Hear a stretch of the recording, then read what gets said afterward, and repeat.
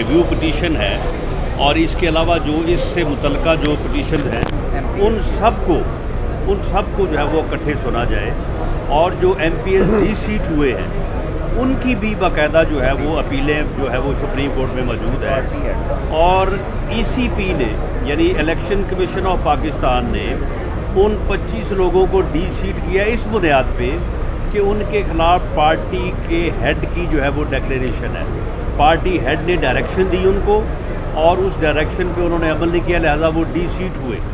और अब भी एक पार्टी हेड की डायरेक्शन है और उनको जो है वो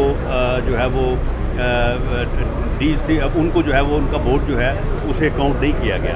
अब अगर कल को अगर ये फैसला ये होता है MPs की पिटीशन में कि उनके वहाँ पे भी कोई पार्लिमानी पार्टी की डायरेक्शन नहीं थी, पार्लिमानी पार्टी का इजलास नहीं था, तो फिर क्या सूरत बनेगी। तो इन कॉम्प्लिकेशन से बचने के लिए हमारी ये इस्तदा है और इससे अदालत उज़्मा के वक़ार में इजाफ़ा होगा।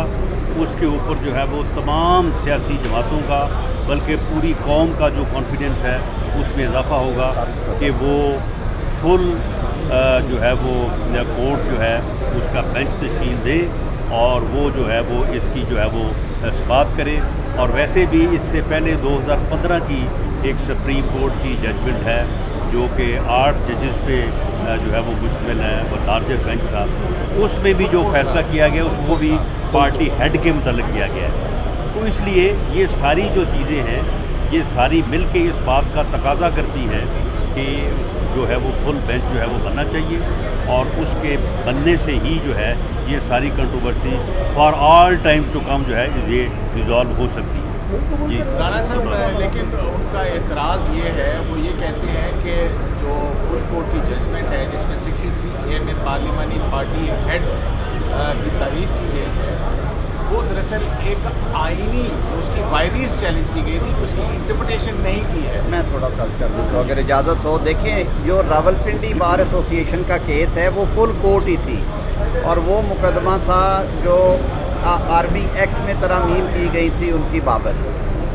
उस वक्त जस्टिस अजमत सईद साहब जो थे वो ऑथर हैं उस जजमेंट के और 8 जज साहबान ने उनसे मन्नो-अन इत्तफाक किया। कुछ डेसेंट्स भी थी उसमें जिसमें चीफ जस्टिस साहब मौजूदा जो है शामिल हैं और वाज़े तौर पे लिखा उन्होंने कि 18वीं तरमीम के बाद जो मौजूदा शक्ल है 63A की उसमें एम्फसिस जो है वो पार्लियामेंट्री पार्टी से लेके पार्टी हेड को दे दिया गया है।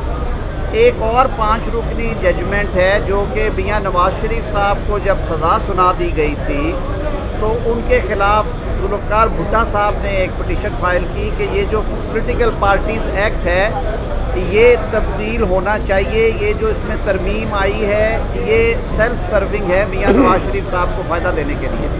5 जज साहिबान के बेंच ने कहा कि पार्टी में जो सबसे मजबूत आवाज़, रुतबा और पार्टी का जो सबसे मजबूत जो सतून है वो पार्टी हेड होता है। उन्होंने कहा वो लिंच पिन है। उसमें बाकायदा कहा गया कि वो पार्टी को डायरेक्शंस देता है, वोट कैसे डालना है, किसको नहीं डालना, वो टिकटें देता है, वो रुकनीयत से निकाल सकता है, वो 63A के तहत फारिग कर सकता है। तो इस सारी बहस के बाद आज जो वकील थे हमजा शहबाज साहब के, उन्होंने अदालत के रूबरू ये इस्तदा की जो राना साहब ने कहा है। पहली बात यह है कि अगर सुप्रीम कोर्ट बार एसोसिएशन का रिव्यू कल को एक्सेप्ट हो जाता है जो कि दाखिल हो चुका है और उसको नंबर लग चुका है तो फिर तो सारी चीज़ें रिवर्स हो गई, तो कोई नुकसान नहीं होगा कि आप उसको इसके साथ मिला लें। दूसरी बात कि डायरेक्शन पार्टी हेड की आनी है या पार्लिमानी पार्टी की आनी है, चाहे कॉन्स्टिट्यूशन में लिखा है, लेकिन फुल कोर्ट ने 2015 में कहा कि ये पार्टी हेड का इख्तियार है। वो गलती की दुरुस्तगी भी हो जाएगी जब फुल कोर्ट बैठेगी और उसे एग्ज़ामिन करेगी। और तीसरा, अगर MPAs जिनकी अपीलें पेंडिंग हैं वो साबित कर देते हैं कि डायरेक्शन पार्लिमानी पार्टी की होनी चाहिए थी जबकि हमारे केस में सिर्फ इमरान अहमद खान साहब की डायरेक्शन थी और वो बहाल हो जाते हैं तो उस सूरत में भी फिर चीज़ें रिवर्स होंगी। लिहाजा इसी वजह से सुप्रीम कोर्ट बार एसोसिएशन के 7 सदूर आज पेश हुए। उन्होंने कहा कि अदारे की इज़्ज़त और तकरीम में इजाफ़ा होगा। ये बड़े अहम कानूनी नुकात हैं आइन की एक ऐसी तशरीह कर दी गई है जो समझ से बालातर है, तो आप इस पर फुल कोर्ट बिठाएँ। 63A के रेफरेंस में जो एक नुक्ता दिया गया है कि वोट डाला जाएगा, गिना नहीं जाएगा, उसको एक दफ़ा पूरी अदालत बैठ के एग्ज़ामिन कर ले। अगर फैसला ये हुआ कि हाँ ये कानून में हो सकता है कि वोट डले तो ज़रूर लेकिन गिना नहीं जाएगा, तो हम इंशाअल्लाह उल अज़ीज़ पूरी अदालत ये फैसला दे सरे तस्लीम खम करके जाएंगे यहाँ पे। यानी ये तीनों जजमेंट जो कन्फ्लिक्टिंग है, तीनों जजमेंट जो है वो कन्फ्लिक्टिंग आज है। कह देती है कि जनाब ये डिप्टी स्पीकर की रूलिंग जो है ये तो हम इसको फिलहाल करते हैं कल अदब, परवेज़ लाई साहब को लगाए वज़ीर आला, और 63A के नुक्ते की इस तशरीह के लिए हम फुल कोड बना देते हैं और वो सब्जेक्ट को इनकी वजारत आला फाइनल डिसीजन। नहीं तो अगर फैसला अदरवाइज आया फिर मैं इसीलिए कहता हूँ कि पहले भी हमने 4 से 6 दिन में नो कॉन्फिडेंस वाला बेंच कंक्लूड कर लिया था, तो क्या ही अच्छा हो कि इसे 5-6 रोज़ में फिक्स कर दिया जाए और सुन लिया और जाए। अगर फैसला अदरवाइज है तो फिर क्या होगा? उसका क्या जवाब और होगा? अगर पार्टी जी अदालत साहब बात कर रहे हैं। अगर पार्टी हेड की डायरेक्शन नहीं है तो फिर इसका इफेक्ट ये भी होगा कि वो 25 अरकान जो बहाल डीसीट हो हुए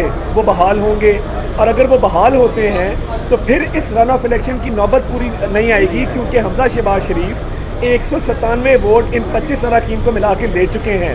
तो इन आइदर केस ये केस इन्फेक्चुअस हो जाएगा अगर ये होल्ड किया जाता है कि पार्टी हेड की डायरेक्शन नहीं है, पार्लियामेंट्री पार्टी की डायरेक्शन है। और एक और बात, यूसुफ रज़ा गिलानी साहब के 7 वोट रिजेक्ट किए गए प्रिजाइडिंग ऑफिसर की तरफ से, वो केस पेंडिंग है, उस पर भी फैसला आना चाहिए कि वो 7 वोटों का क्या फेट है।